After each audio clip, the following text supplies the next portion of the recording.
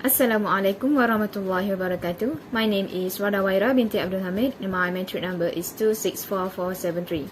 Today, I will present to you about the best practices of tourism development in Mayakoba, Mexico. The topic that I will present later are under the tourism seminar subject, which conducted by my lecturer, Prof. Dr. Azila binti Qasim. Without further ado, I will proceed with my presentation.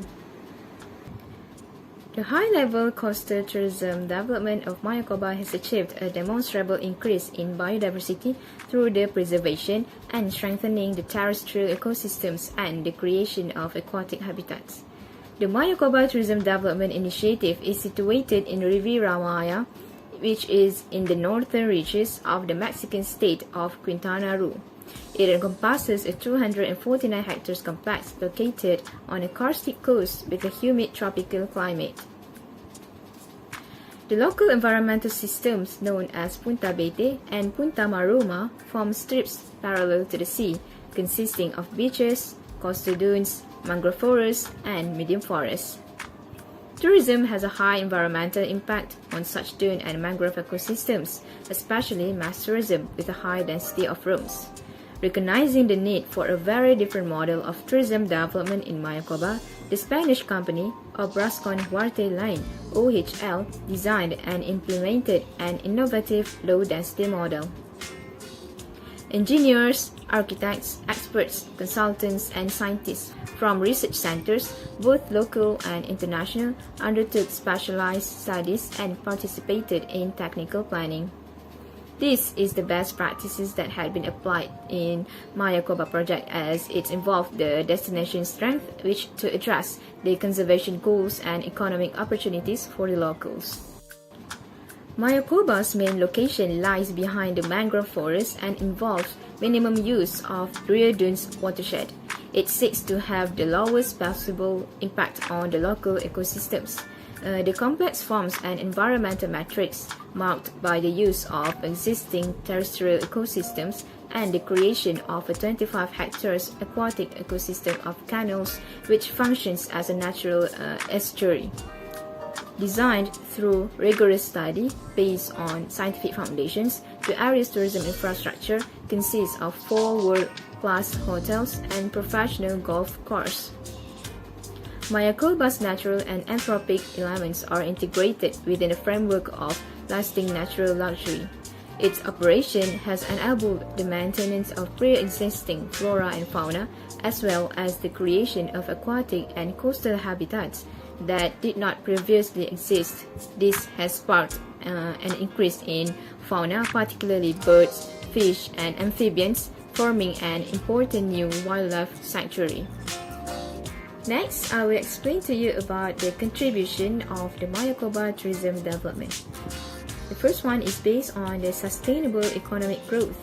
Mayakoba's business model is based on sustainability as a guiding axis. This entails care for the environment, the empowerment of local communities and producers, and the welfare of its employees as a socially responsible company. The second one is based on the social inclusiveness, employment, and poverty reduction. Mayakoba hotels are inclusive, providing work to differently able persons and prioritizing local suppliers and producers in terms of the procurement of products required for the operation of its 4 hotels. The third one is based on the resource efficiency, environmental protection, and climate change. Conserving some 60 hectares of mangroves and 32 hectares of jungle, Mayakoba is considered a natural reserve and a habitat for over 300 species of vertebrates. The implementation of this project has rehabilitated coastal environment, which is an important resilience measure that helps guard against rising sea levels and coastal erosion. The fourth one is based on the cultural values, diversity, and heritage. Mayakoba is known to champion Mexico's rich cultural heritage. Products by local artisans from around the country are exhibited in El Pueblito de Mayakoba and in the hotel's boutique, showcasing the country's cultural wealth. Awareness raising aims to ensure that visitors adopt respectful behaviors during their visits to archaeological sites. And the last one is based on the mutual understanding, peace, and security.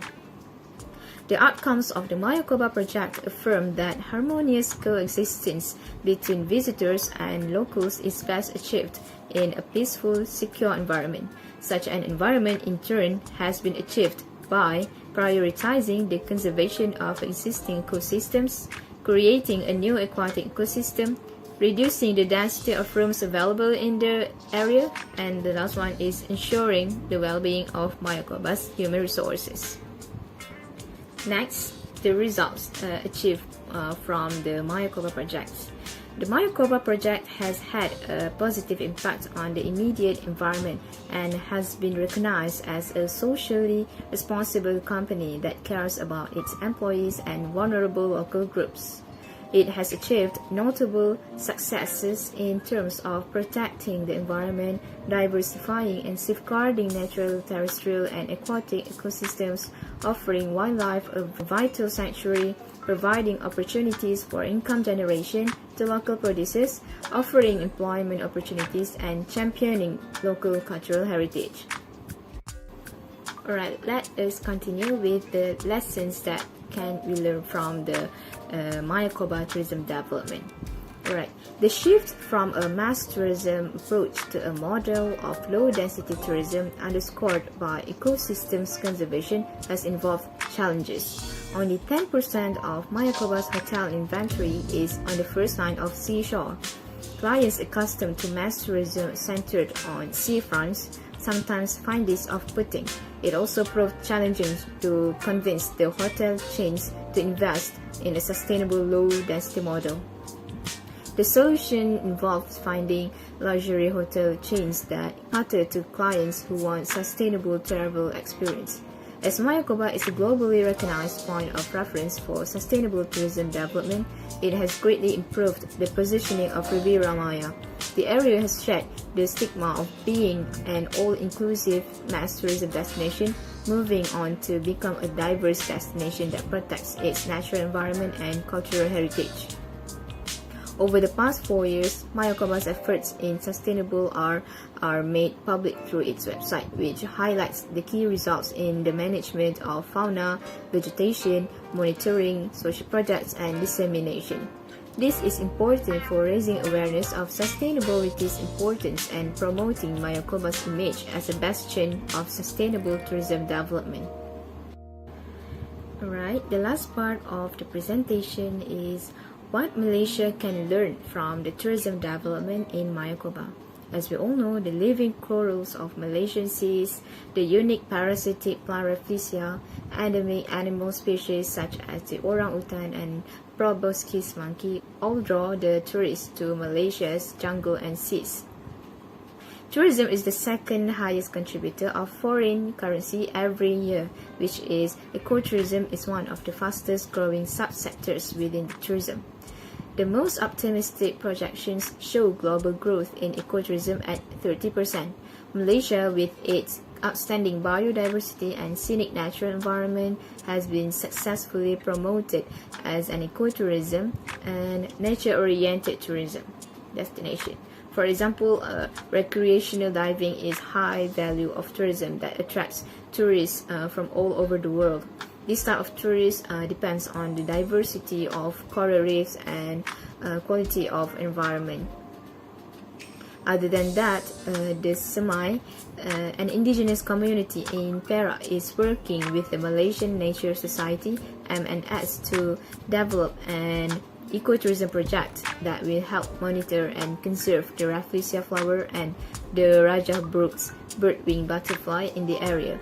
Rather than harvesting and collecting the buds and flowers for sale in the local market as traditional medicine and the butterflies for the tourists, the community is providing homestay programs with interpretive centers so that visitors can enjoy these protected species live.